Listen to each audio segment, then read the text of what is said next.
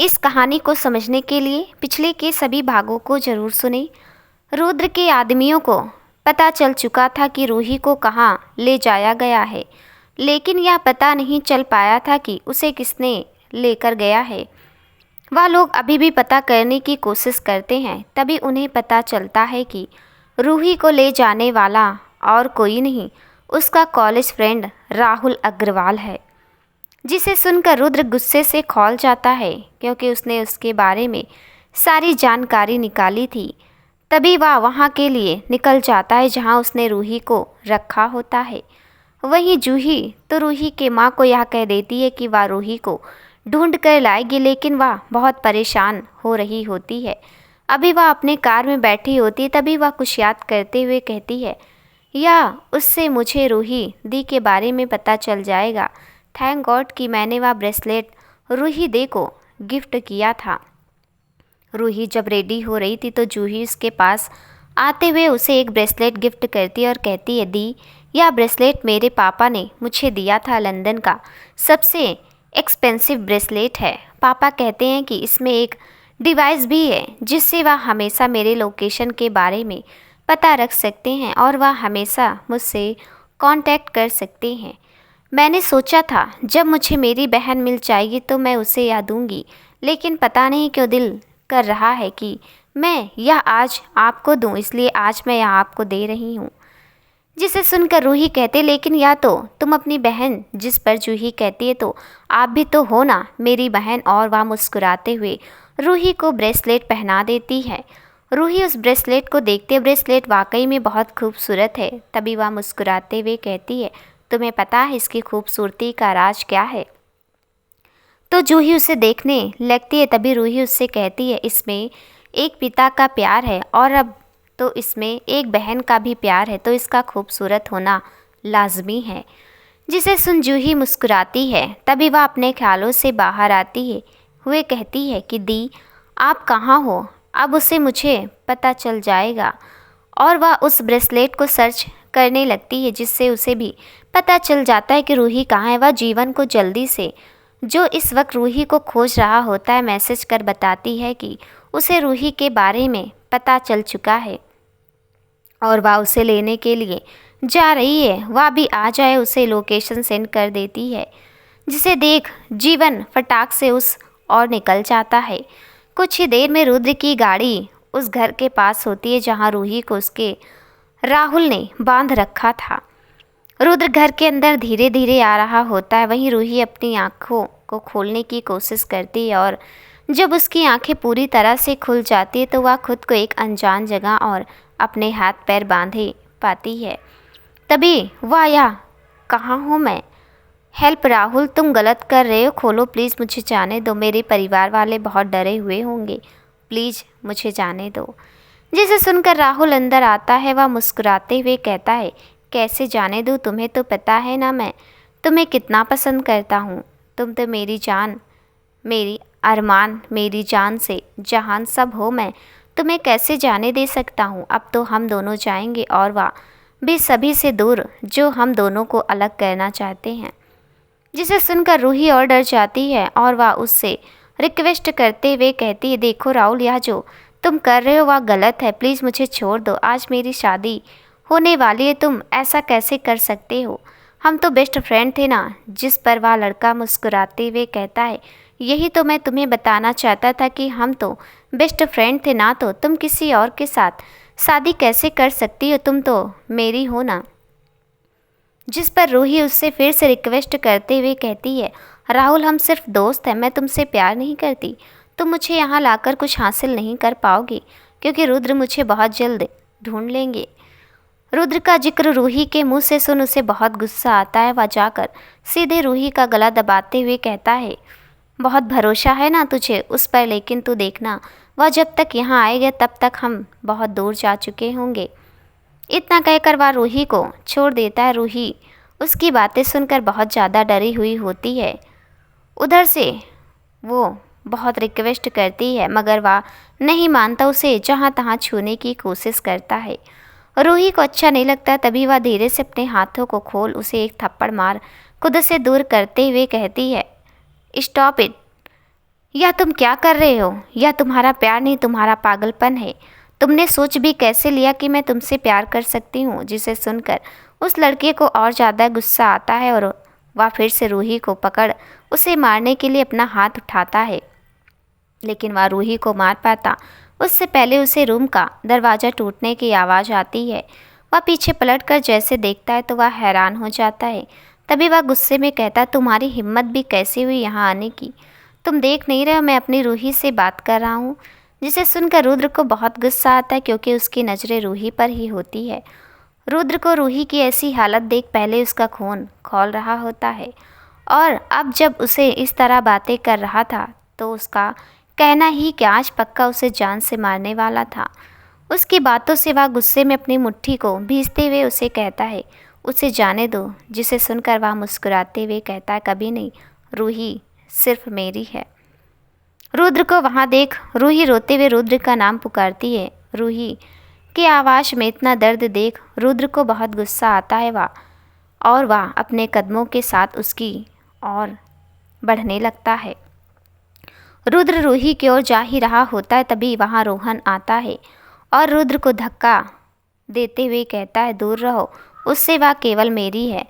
राहुल के धक्का देने के कारण रुद्र 2 कदम पीछे हो जाता है। फिर वह गुस्से में अपने हाथों की मुक्के बना लेता है और रोहन राहुल के सामने आकर उसे एक मुक्का मारता है। रुद्र की पंच इतनी जोरदार होती है कि राहुल सीधे फर्श पे गिरता है। रुद्र राहुल को एक नज़र देखता है और रूही के पास चला जाता है। वह रूही के पास बैठ उसे अपनी बाहों में भर लेता है, जैसे ना जाने वह कितने पलों बाद रूही से मिल रहा हो। यही हाल रूही का भी होता है। दोनों एक दूसरे को इस तरह गले लगाए होते जैसे वह दोनों कब के बिछड़े हुए अब मिल रहे हैं। रूही रुद्र से गले लगे हुए कहती, रुद्र यदि आप नहीं आते तो मैं पक्का मर जाती। यह बहुत गंदा है, मुझे नहीं पता था कि यह कभी मेरे साथ ऐसा भी कर सकता है। मैंने हमेशा इसे एक अच्छा दोस्त माना और उसने मेरे साथ वाह। इतना ही कहती और ज़ोर ज़ोर से रोने लगती है। रूही को रोता देख रुद्र को बहुत गुस्सा आता है। उसे मन कर रहा होता है राहुल को मारने का। तभी वहाँ जीवन और जूही भी पहुँचते हैं। वह दोनों वहाँ का नज़ारा देख सीधे उन लोगों के पास चले जाते हैं। जूही रूही को देख उसे अपने गले से लगा लेती है। रुद्र जब जीवन और जूही को देखता है तो वह खड़ा होता है और राहुल की ओर बढ़ने लगता है। रूही जीवन और जूही दोनों को कस के गले लगाए होती है और बस रोए रही होती है। जीवन को भी बहुत गुस्सा आ रहा होता, क्योंकि जीवन ने कभी सोचा नहीं था कि राहुल रूही के शायद ऐसा कुछ कर सकता है। वह दोनों तो उसे अपना इतने अच्छे दोस्त मानते थे, इसलिए उसे भी गुस्सा आ रहा था और वह भी जूही को रूही का ख्याल रखने को कह वहाँ से खड़ा होता है और रोहन की ओर राहुल की ओर बढ़ने लगता है। राहुल पहले रुद्र के हाथों से पिट रहा होता है। अब जीवन भी आता है और उसका कॉलर पकड़ते हुए कहता है, मैंने कितनी बार तुमसे कहा था कि यदि रूही तुम्हें पसंद नहीं करती तो उसका पीछा छोड़ दो। वह तुम्हें एक अच्छा दोस्त मानती है और कहीं तुम अपनी हरकतों के कारण उसकी दोस्ती भी ना खो दो। और आज तुमने यही किया। तुम्हारी हिम्मत भी कैसे हुई रूही को हाथ लगाने की? तुम्हें तो मैं छोड़ूंगा नहीं। और वह राहुल को मारने लगता है। राहुल पूरा अधमरा हो गया होता है। उसमें अब खड़े होने की भी हिम्मत नहीं होती, इसलिए जब जीवन उसे एक पंच और मारता है तो वह सीधे ज़मीन पर गिर जाता है। वह लोग राहुल की ओर बढ़ ही रहे होते हैं कि रूही और जूही उसके पास आते हुए कहती हैं, आप लोग रुक जाइए, वह मर जाएगा। फिर रूही रुद्र के पास जाकर उसके हाथों को अपने दोनों हाथों में भरते हुए कहती, यदि हम भी इसके जितना गिर जाएंगे तो इनमें और हम में क्या फ़र्क रह जाएगा? हमें यहाँ से चलना चाहिए। इसके किए की सज़ा इन्हें पुलिस दे देगी। अब पुलिस को बुला दीजिए। और वह रुद्र को चलने का इशारा करती है।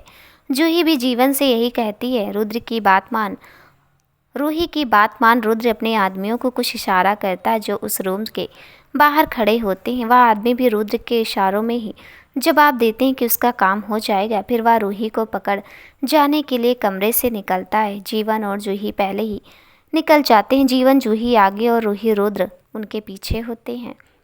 वह लोग बाहर निकल ही रहे होते हैं, तभी राहुल खड़ा होता और अपने पॉकेट से गन निकाल रूही पर पॉइंट करते हुए कहता है, रूही यदि तुम मेरी नहीं हुई तो मैं तुम्हें किसी इसकी भी नहीं होने दूंगा। और वह रूही पर 2-3 गोलियां चला देता है। राहुल की बातें सुन रूही रुद्र को धक्का दे देती है, जिसके कारण वह सारी गोलियां रूही को ही लग जाती है। गोलियां लगते ही रूही की आंख धीरे धीरे बंद होने लगती है।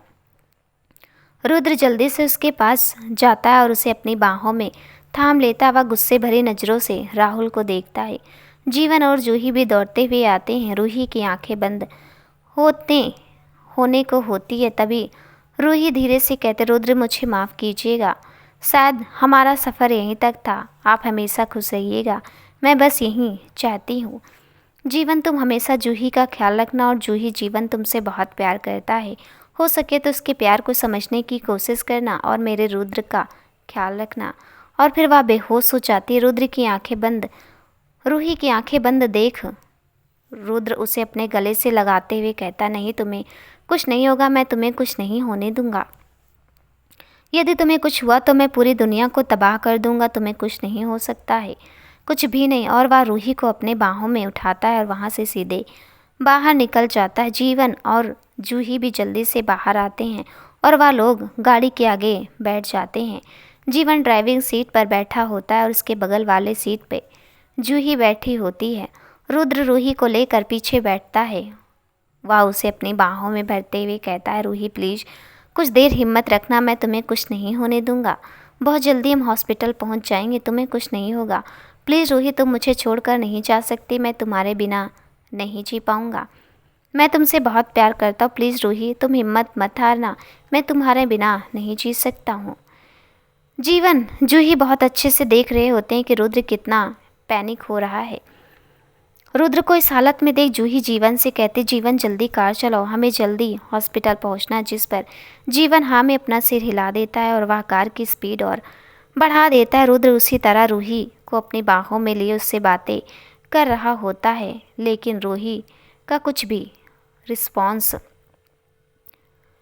नहीं होता है। जीवन की कार एक बहुत बड़े हॉस्पिटल के आगे रुकती है।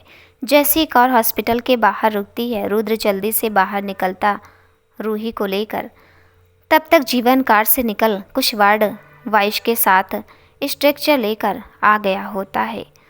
रुद्र जल्दी से रूही को स्ट्रक्चर पर लिटाता है और हॉस्पिटल के अंदर ले जाने लगता है। रुद्र रूही के हाथों को बहुत कस के पकड़ कर रखा होता है। रुद्र को वहाँ देख सभी नर्स और डॉक्टर अपने एक पैर पर खड़े होते हैं। तभी रुद्र एक डॉक्टर को देखते हुए कहता है, डॉक्टर प्लीज़ इसे बचा लीजिए, इसे कुछ भी नहीं होना चाहिए। यदि इसे कुछ हुआ तो मैं पूरे हॉस्पिटल को तबाह कर दूंगा, इसे कुछ नहीं होना चाहिए। रुद्र की आंखों में इतना गुस्सा देख सारे डॉक्टर डर जाते हैं और रूही को ओटी के अंदर ले जाते हुए कहते हैं, आई ट्राई। रूही का बहुत ज़्यादा ब्लड लॉस हो गया होता है। रूही का पूरा कपड़ा ब्लड से भीग चुका होता है। डॉक्टर उसकी हालत देख बस यही कह सकते थे। डॉक्टर जैसे कहते हैं आई ट्राई, तो रुद्र डॉक्टर का कॉलर पकड़ते हुए कहता है, ट्राई नहीं करना है, उसे बचाना। यदि उसे कुछ हुआ तो आप भी जिंदा नहीं रहेंगे। रुद्र की धमकी से वह बहुत डर जाते हैं। वह लोग बेस्ट डॉक्टर मुंबई में जितने होते हैं उन सभी को वहाँ बुला लेते हैं रूही का इलाज के लिए, लेकिन उनसे भी रुद्र का मन नहीं भरता है। तो वह कॉल कर अमेरिका से भी कुछ डॉक्टर को बुला लेता है, लेकिन उन्हें आने में अभी कुछ वक्त लगेगा। कुछ देर में रूही के माँ और पापा भी आ जाते हैं, क्योंकि उन्हें जूही ने बुलाया होता है। रूही की माँ बहुत ज़्यादा रो रही होती हैं और उनके हार्ट बीट भी बहुत तेज़ी से थे। वह अपनी बेटी को अपनी आंखों के सामने ऐसे नहीं देख सकती थी। रूही के पापा रूही की माँ को संभाल रहे थे। रुद्र परेशानी में इधर से उधर चक्कर काट रहा होता है। उसके लिए यह एक एक पल बहुत मुश्किल था। तभी जीवन उसके पास आता है और उसके कंधों पे हाथ रख उसे शांत रहने का इशारा करता है। वह जीवन को गले लगा लेता है, जैसे वह खुद को शांत करने की कोशिश कर रहा हो, लेकिन फिर भी उसे शांति नहीं मिलती है। कुछ देर में डॉक्टर से बाहर आते हैं और वह रुद्र के सामने आते हुए कहते हैं, देखिए मिस्टर शेखावत, यदि आपके कॉन्ट्रैक्ट में है तो जल्द से आप ओ पॉजिटिव ब्लड की व्यवस्था कीजिए, क्योंकि उनके शरीर से बहुत ज़्यादा ब्लड लॉस हो चुका है। यदि जल्द से जल्द उन्हें ब्लड डोनेट नहीं किया गया तो उनकी जान पर बात बन सकती है। हमारे हॉस्पिटल में ओ पॉजिटिव ब्लड ग्रुप नहीं है, लेकिन फिर भी हमारे स्टॉप ब्लड की व्यवस्था करने में लगे हुए हैं, लेकिन शायद ही उन्हें ब्लड मिल पाए, क्योंकि अभी ब्लड कुछ दिनों से सप्लाई नहीं हो पा रहा है, जिसके कारण बड़े हॉस्पिटल और ब्लड बैंक में भी बहुत कम ब्लड बचे हैं। इसलिए आप भी पूरी कोशिश करें ताकि हम उनकी जान बचा सकें। रुद्र डॉक्टर की बात सुन 2 कदम पीछे हो जाता है। तभी जीवन उसे संभालता है। डॉक्टर की बातें सुन रूही के पापा आते हैं और कहते हैं, डॉक्टर आप मेरी सारी खून ले लीजिए, लेकिन मेरी बच्ची की ज़िंदगी बचा लीजिए। डॉक्टर उनकी बातें सुन कहते हैं, ओके, एक काम कीजिए, आप सभी अपना अपना ब्लड ग्रुप दे दीजिए। यदि मैच करेगा तो हम फ़िलहाल के लिए आपके ब्लड से ही काम चलाएंगे, लेकिन फिर भी इनका इतना ब्लड में काम नहीं होगा, क्योंकि उनके शरीर से बहुत ज़्यादा खून निकल चुका है। इसलिए हमें कम से कम 2 से 3 लोग चाहिए ताकि हम उन्हें सही मात्रा में ब्लड दे सकें। डॉक्टर की बातें सुनकर सभी डर जाते हैं। रुद्र अपने भाई को फ़ोन कर ओ पॉजिटिव ब्लड की व्यवस्था करने के लिए कहता है। साथ में वह अपने सारे वर्कर को भी कहता है, यदि वह अपना ब्लड डोनेट करेंगे तो रुद्र उन्हें इनाम के तौर पर 10 लाख रुपए देगा, जिनका ओ पॉजिटिव है। साथ में वहाँ सभी अपना अपना ब्लड चेक भी करा रहे होते हैं, क्योंकि अभी रूही को सबसे ज़्यादा ज़रूरत थी ब्लड की, इसलिए वह वेट नहीं कर सकते थे किसी को डोनेट करने वाले का आने का। सभी का ब्लड चेक के लिए जा चुका होता है। कुछ देर में रिजल्ट भी आने वाला होता है। तभी मिस्टर मित्तल अपने मन में कहते हैं, किसी का मैच करे या ना करे, मुझे पूरा विश्वास जूही का मैच ज़रूर करेगा, क्योंकि उन दोनों में एक ही इंसान का खून है और मेरी बच्ची की जान बच जाएगी। तब तक मुझे और ब्लड की व्यवस्था करनी चाहिए और मैं किसी भी हाल में रूही को कुछ नहीं होने दे सकता। वह मेरी बच्ची है, वह हमें इस तरह छोड़कर नहीं जा सकती है। और वह भी अपने सारे कॉन्टैक्ट से ब्लड की बात करने लगते हैं। सभी के ब्लड जांच की रिपोर्ट आ चुकी होती है। नर्स अपने हाथों में ब्लड जांच की रिपोर्ट लिए सभी को अपने पास बुलाती हैं। सभी नर्स के सामने आ जाते हैं। नर्स कहती है, जूही सिंघानिया कौन है आप सभी में से? तभी जूही आगे आते हुए कहती है, मेरा नाम जूही है। जूही को अपने सामने देखती है नर्स जूही से कहती, आप प्लीज़ हमारे साथ जल्दी से चलिए, आपका ब्लड पेशेंट के ब्लड से मैच किया है, इसलिए हम देरी नहीं करना चाहते हैं। जूही एक नज़र सबको देखती है और फिर नर्स के साथ चली जाती है। जूही के अंदर जाते ही रूही की माँ अपने हाथों को जोड़ते हुए कहती है, भगवान मेरे बच्चे तो बचा लेना, उसे कुछ नहीं होना चाहिए, मेरी ज़िंदगी है, प्लीज़ उसे कुछ मत होने देना, मैं मेरी बच्ची के बिना कभी नहीं जी पाऊँगी, प्लीज़। और वह वहीं ऑपरेशन रूम के बाहर बैठी रोने लगती है। रुद्र बहुत बेचैन हो रहा होता है। रूही की धड़कनों के साथ साथ रुद्र की भी धड़कन अपनी जवाब दे रही होती है। एक पल के लिए तो जैसे उसकी धड़कन रुक सी गई थी। रूही को इस स्थिति में देख बहुत कोशिश करने के बाद भी किसी से और ब्लड की व्यवस्था नहीं हो पाती है। उन्हें समझ नहीं आता है कि क्या करें। रुद्र गुस्से में अपने मोबाइल को फेंक दीवार पर एक मुक्का मारते हुए कहता, नहीं, मैं तुम्हें कुछ नहीं होने दूंगा। रुद्र को इतना गुस्से में देख जीवन उसके पास आता और उसके कंधे पर अपना हाथ रखते हुए कहता है, प्लीज़ तुम परेशान मत हो, रूही को कुछ नहीं होगा, तुम उसकी ताकत हो, तुम इस तरह से कमज़ोर नहीं हो पड़ सकते। जीवन की बातें सुन रुद्र तुरंत शांत होता है। तभी ऑपरेशन थिएटर से एक नर्स बाहर आते हुए कहती है, क्या आपने और ब्लड की व्यवस्था की? इट्स अर्जेंट, हमें जितनी ब्लड मिलनी चाहिए थी उतनी नहीं हो पाई, आप प्लीज़ ब्लड की व्यवस्था कीजिए। और वह फिर से अंदर चली जाती है। नर्स की बातें सुन सभी परेशान हो जाते हैं। जीवन को जूही की फ़िक्र हो रही होती, इसलिए रूही के बगल वाले रूम जहाँ जूही को रेस्ट करने के लिए रखा गया होता है उसके पास चला जाता है। जीवन को अपने पास देख रूही उससे जिद करती है कि उसे बाहर जाना है, लेकिन जीवन उसे आराम करने के लिए कहता है। तभी जीवन का हाथ ले अपने सर पर रखते हुए कहती है, जीवन प्लीज़ मुझे बाहर लेकर चलो, तुम्हें मेरी कसम, तुम्हें नहीं पता है रूही दी के साथ मुझे एक कनेक्शन फील होता है। यदि उन्हें कुछ हो गया तो मैं खुद को माफ़ नहीं कर पाऊँगी, क्योंकि मेरे कारण ही आज वह वहाँ है। यदि मैंने उससे फ़ाइट किया होता तो शायद उनका किडनैप ना हुआ होता और वह आज इस स्टेज पर नहीं होती। प्लीज़ जीवन मुझे बाहर ले चलो। और उसकी आंखों से आंसू निकलने लगता है। जूही को इस तरह इमोशनल होता देख जीवन उसे गले लगाते हुए कहता, ओके ठीक है, मैं तुम्हें लेकर चलता हूँ। और वह जूही को अपनी बाहों में उठा बाहर लेकर जाता है और ऑपरेशन थिएटर के बाहर रखी सोफे पे उसे बैठा देता है। जूही कुछ नहीं कहती है, बस वह ऑपरेशन थिएटर को ही देख रही होती है। तभी वहाँ रुद्र के भैया भाभी आते हैं। रुद्र अपने भैया को देख एक उम्मीद भरी नज़रों से उन्हें देखता है, लेकिन जब उसका भाई नाम में सिर हिलाता है तो वह 2 कदम पीछे हो जाता है। उसे ऐसा लगने लगता है कि वह रूही को खो देगा। तभी नैना उसके पास जाती है और उसे संभालते हुए कहती है, रुद्र तुम चिंता मत करो, हमने मुंबई के सारे ब्लड बैंक में बात की है, हमें ब्लड ज़रूर मिलेगी और हम रूही को ज़रूर बचा लेंगे। रूही को कुछ नहीं होगा, प्लीज़ रुद्र तुम शांत रहो। रुद्र अपनी भाभी को गले लगा लेता। रुद्र के लिए उसकी भाभी माँ से कम नहीं थी और इस वक्त रुद्र को एक माँ की प्यार की सख्त ज़रूरत थी, जो नैना ने आकर पूरी कर दी थी। वह नैना की मजबूती में खुद को बिखरने दे रहा होता है। नैना प्यार से उसके सर पर थपकी दे रही होती है। 2 बूंद रुद्र की आंखों से आंसू भी गिर जाते हैं।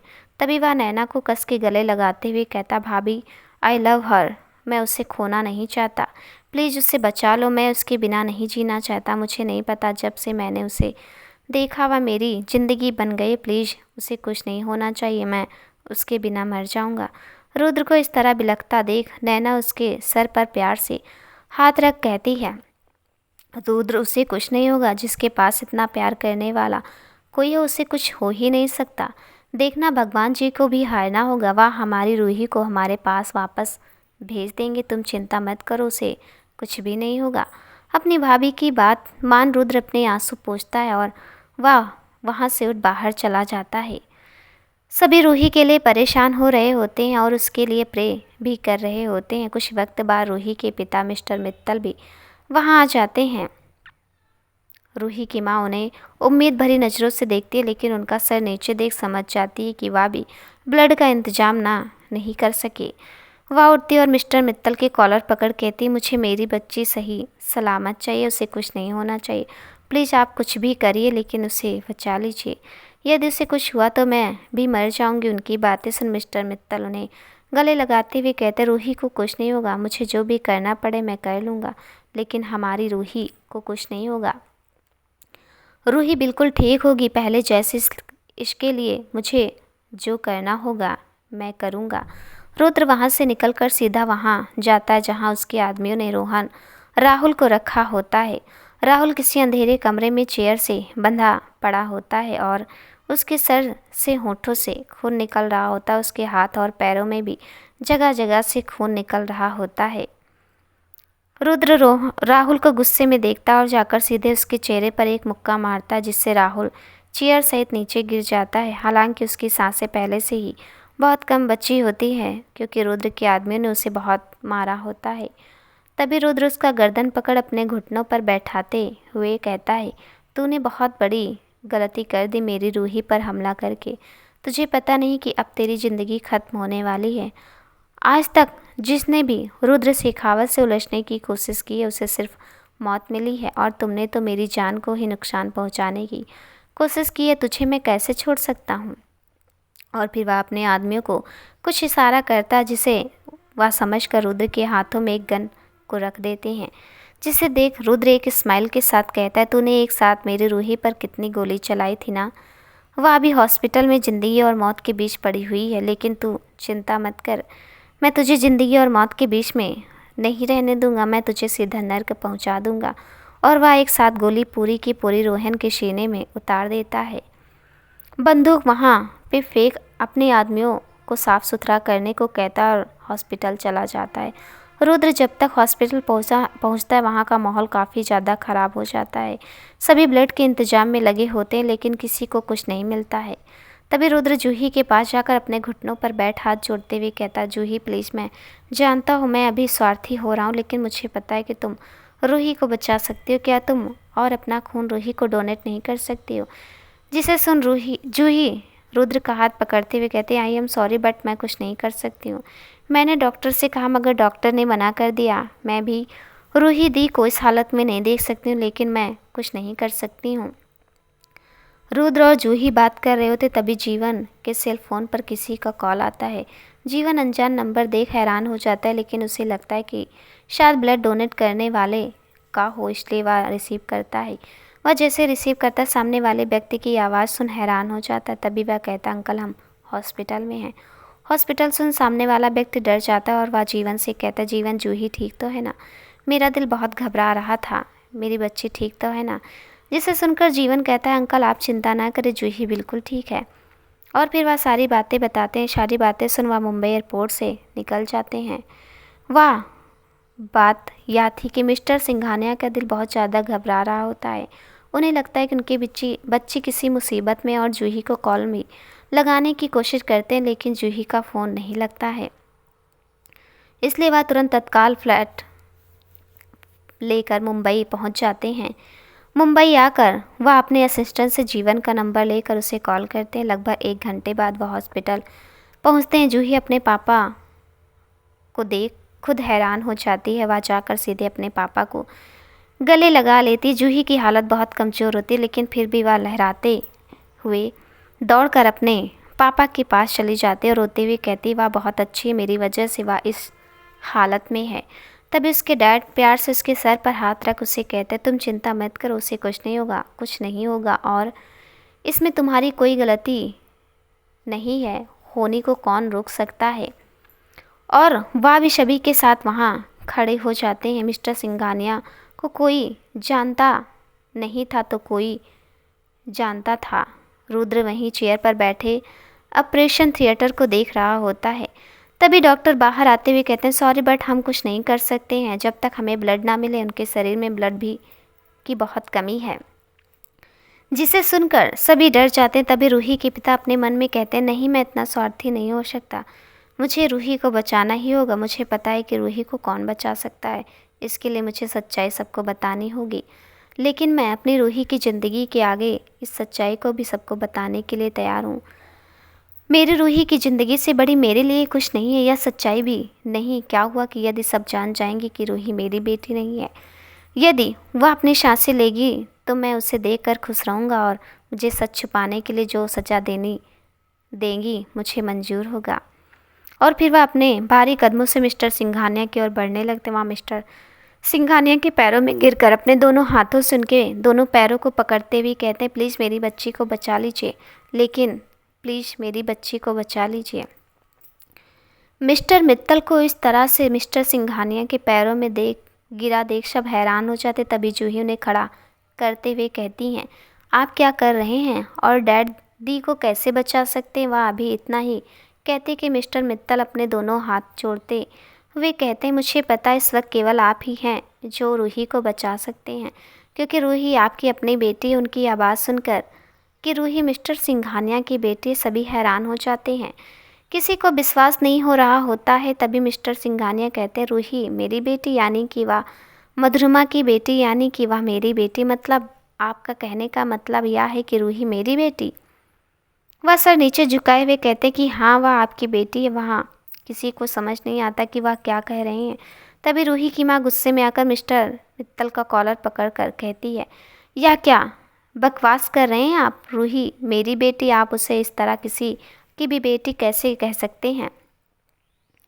तभी मिस्टर मित्तल हाथ जोड़ रूही की माँ से कहते हैं, मुझे माफ़ कर देना, मैं यह कभी नहीं चाहता था कि तुम्हें यह सच्चाई पता चले, लेकिन आज मुझे रूही की ज़िंदगी बचाने के लिए यह सच्चाई सामने लानी पड़ी। आप प्लीज़ उसे बचा लीजिए, उसके पास वक्त नहीं है। मिस्टर सिंघानिया और साथ में सभी के मन में बहुत सारे सवाल थे जो वह मिस्टर मित्तल से पूछना चाहते थे, लेकिन इस वक्त उन्हें सबसे पहले अपनी बेटी की ज़िंदगी बचानी थी। इसलिए वह एक नर्स को बुला रूही को खून डोनेट करने के लिए चले जाते हैं। सभी की नज़रें मिस्टर मित्तल पर होती हैं और साथ में सवाल भी सभी के मन में होते हैं जो वह मिस्टर मित्तल से पूछना चाहते थे। मिस्टर सिंघानिया द्वारा ब्लड डोनेट करने के बाद रूही की हालत पहले से बहुत ठीक होती है। डॉक्टर ने उसे 24 घंटे के लिए अंडर ऑब्जर्वेशन में रखा होता है, जिसके कारण 24 घंटे तक उससे कोई नहीं मिल सकता था। सभी रूही से मिलना चाहते थे, लेकिन डॉक्टर का कहना था कि 24 घंटे तक यदि कोई रूही से ना मिले तो उसके लिए अच्छा रहेगा। इसलिए रूही की सलामती के लिए वह 24 घंटे तक रूही को किसी से नहीं मिलने दे सकते हैं। यह सुनकर कि रूही अब ठीक है, सभी की जान में जान आती है। मिस्टर सिंघानिया मिस्टर मित्तल को ही देख रहे होते हैं। सभी के मन में सवाल थे जो वह मिस्टर मित्तल से पूछना चाहते थे। तभी जीवन मिस्टर मित्तल के पास जाता है और उनसे कहते हैं, अंकल प्लीज़ सारी सच्चाई हमें बताएं, आपने हम सब से क्यों छुपाया? और ना जाने क्या क्या सवाल जीवन रूही के पापा से कर रहा होता है। वह एक नज़र सबको देखते हैं, सभी उन्हें देख रहे होते हैं। तभी वह कहते, मैं जानता हूँ मैंने बहुत बड़ी गलती की है सच्चाई छुपा कर, लेकिन मैं क्या करता, यह सच्चाई मेरे और मेरी बेटी के बीच एक खाई बना देती जो मैं नहीं चाहता था। बात उस समय की थी जब मिसेस सिंघानिया हॉस्पिटल में एडमिट थी। उसी समय रूही की माँ की भी हॉस्पिटल में डिलीवरी होने वाली थी। मिसेस सिंघानिया रूही को जन्म देकर इस दुनिया से चली गई। वहीं मिसेस मित्तल की औलाद मरी हुई जन्म ली। डॉक्टर जो उनके अच्छे दोस्त होते हैं वह उन्हें सलाह देते हैं कि यदि उन्हें पता चलता है कि उनकी वाइफ ने एक मरी हुई बच्ची को जन्म दिया है तो वह सदमे में जा सकती हैं।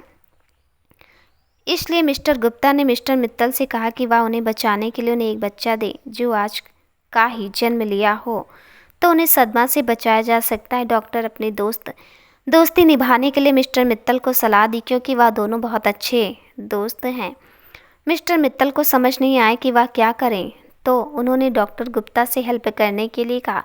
सिंघानिया की बच्ची को अपने दोस्त के हाथों में दिया। मिस्टर मित्तल ने उस बच्ची को एक नज़र देखा और जाकर अपनी वाइफ के गोद में दे दिया, बिना सोचे कि इस बच्ची का कोई अपना होगा जो उसका इंतज़ार कर रहा होगा।